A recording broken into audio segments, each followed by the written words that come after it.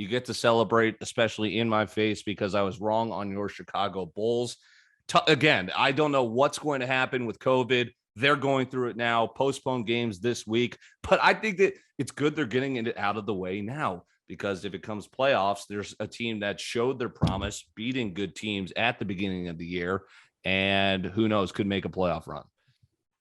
Yeah, and looking good. We were just talking about it just now. There's some rumors that they were looking to trade for Sabonis because the Pacers are kind of interested in blowing it all up. And if you get him, like, they got the best starting five in the league, probably. I mean, getting him is just a huge Sabonis. So yeah, I'm gonna add to. Yeah, I don't have as great audio effects as you guys. Again, this is a dink a cast, the highbrow, lowbrow. But yeah, Sabonis would be nice, especially because Vooch is like a standing scarecrow.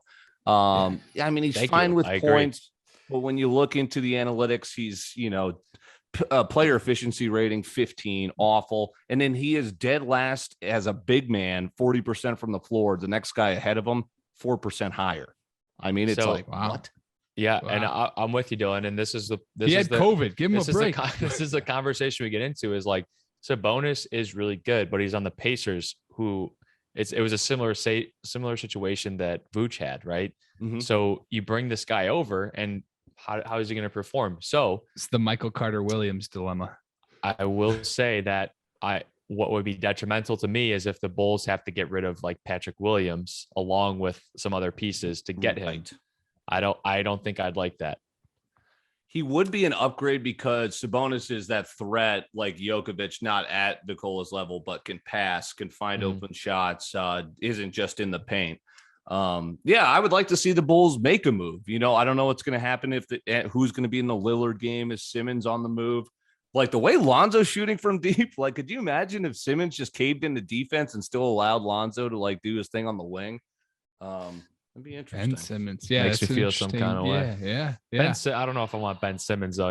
Yeah, or he could shell up. Yeah, again, who knows? That market's going to be interesting. Yeah, I don't think we could have predicted just like how good Zach LaVine like really is. Like he is like a top 10 NBA player now. I'd say. I'd argue even. Yeah. I mean, him and DeMar have been all NBA level. It's crazy what happens when you bring another player at that level onto your team. Granted, Lonzo's a close 3, so how much pressure is taken off? Yeah, you would, I want to know who scares you guys, because the East is kind of loaded this year. Like, you got the Celtics and the Hawks who have been there, made playoff runs, hanging around in the play-in level, but still a lot of season left. I mean, it's the Bucks, really. I mean, the Nets, I don't know. Unless Kyrie comes back, I don't think they're an elite team.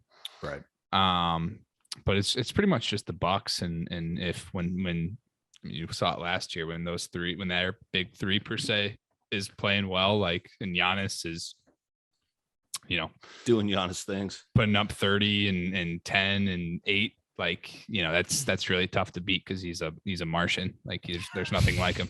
Right.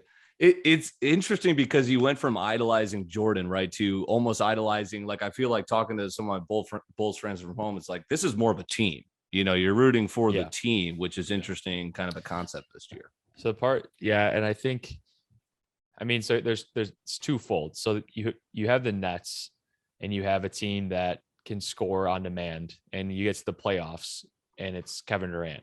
Mm-hmm. And he is the best player in my mind in the NBA right now. So in the playoffs, if it's a close game, you're in trouble. Kevin's getting the ball. And then you have the Bucks, who in my mind are a better rebounding team and a bigger team on that front. So if the Bulls are playing the Bucks, we're not able to match up. We don't even have Alex LaRusso's our starting 4. Yeah. So that scares me. So it's those two teams. I don't know. Those Knicks, man. John Wall. Oof. Okay. No, I got nothing. Thanks, Caleb. Yes. The Knicks went. See, I was worried that the Bulls would be, the Knicks surprised people last year as the 4 or 5 seed. Hawks did the same. But Hawks were actually the team that went on to make a run. Knicks have come back down to earth. Your guy's old buddy, Tom Thibodeau, right? Defense. I'm going to sit Kemba Walker. That's been a disaster, but I could put you That's who guys I in the middle of meant. the pack, but I know you guys want to feel like you should belong in the Nets Bucks. We belong. Conversation. Yes. We belong. That's Hey, why you're there in the standings. I see us as more of like a 3 to 5 seed end of the season, agreed. which is why I'm like, Bucks Nets. I don't want to see them, but honestly, I don't know. The 3 to 5, 3 to 6 is a toss up. I mean, the Heat, sure. Totally. Right now, the Cavs are somehow in there. The Celtics will come back, but otherwise, I'm that trying whole to range. think in my head who would guard Giannis on the Bulls and like.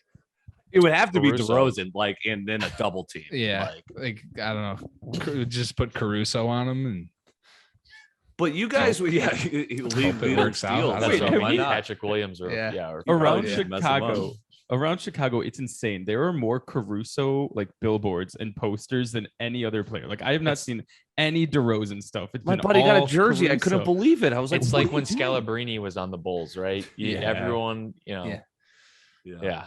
But It's in your comical. guys' eyes, it's a successful season. I mean, you went from out of it to, hey, you're competing at the top of the division this year and see what you can do in the playoffs and then build off of it in the future. Yeah. they're actually fun to watch. Like it doesn't matter who you play, who they play anymore, because it's actually a fun team to watch. That's what's been nice. Arturis for GM of the year.